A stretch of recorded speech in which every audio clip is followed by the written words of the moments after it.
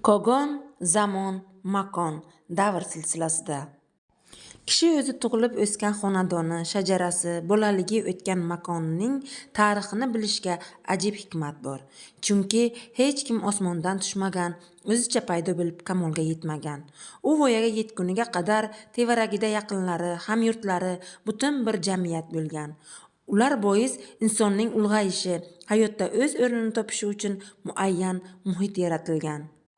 Ajdodlardan qolgan moddiy va ma'naviy xazinalar, olamshumul kashfiyotlar, ular yaratgan mo'jizalar bilan faxrlanish, g'ururlanish go'zal fazilat. Kishi bularning qanchalik mashaqqatli mehnat evaziga kimlar va qachon yaratganini bilsa, o'sha tarixiy jarayonlarni qalb prizmasidan o'tkazsa, his qila olsa, bu fazilati yanada go'zalroq bo'ladi. Bugungi Dorulamon hayotni ajdodlarimiz nihoyatda qattiq kurashlar tufayli bizga meros qoldirganlar. Buning uchun ular oldidagi qarzimizni balki uza olmasmiz, biroq ularni eslashimiz, o'gitlariga amal qilishimiz, ular qoldirgan hayotbaxsh g'oyalar ko'rini so'ndirmasdan asrashimiz, qadrlashimiz, bebaho moddiy va ma'naviy boyliklarni ko'z qorachig'imizdek avaylab, kelgusi avlodlarga bundan ham ulug'vor qilib yetkazishimiz shart. O'tmishsiz kelajak yo'q deydilar. Kelajak esa bir kuni tarixga, o'tmishiga aylanishi muqarrar. Biz o'z o'tmishimizni bilsakkina bizdan nurli tarix qolishi mumkin. Ushbu kitob ana shu oliy va oddiy qadriyatlar haqida.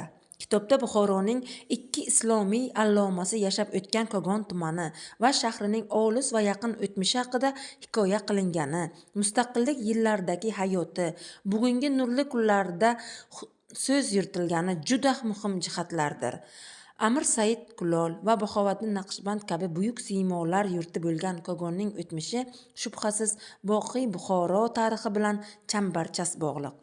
Olis zamonlardan bugungi kunga qadar Buxoroda kechgan barcha voqea va hodisalar albatta u yoki bu darajada Kogon tarixiga ham daxldor.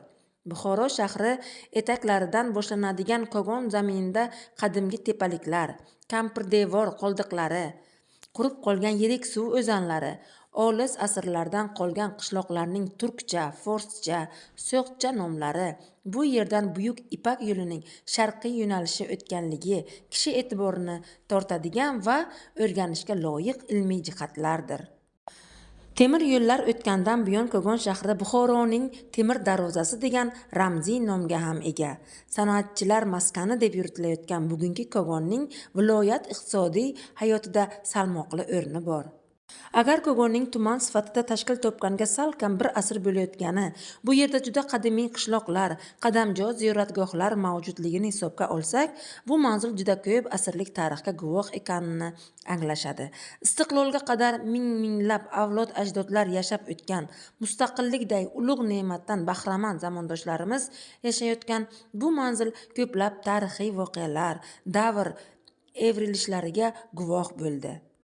Kitob 5 fasldan iborat bo'lib, Kogonning tarixiy tabiiy geografiyasi, o'rta asr me'moriy yodgorliklari, qatag'on siyosati qurbonlari, ma'orif tizimi, madaniyati, sporti, yangi davrda yangilanishi, sanoati, bog'dorchiligi, chorvachiligi, parrandachiligi, mahalla tizimi, ta'lim tizimi, olima va san'atkorlari, g'olib va sovrindorlari keng yoritilgan. Ushbu kitob nafaqat kogonliklar, balki o'z tug'ilgan yurtini sevadigan, faxrlanadigan har bir yurtboshimizga ma'qul bo'ladi deb umid qilamiz.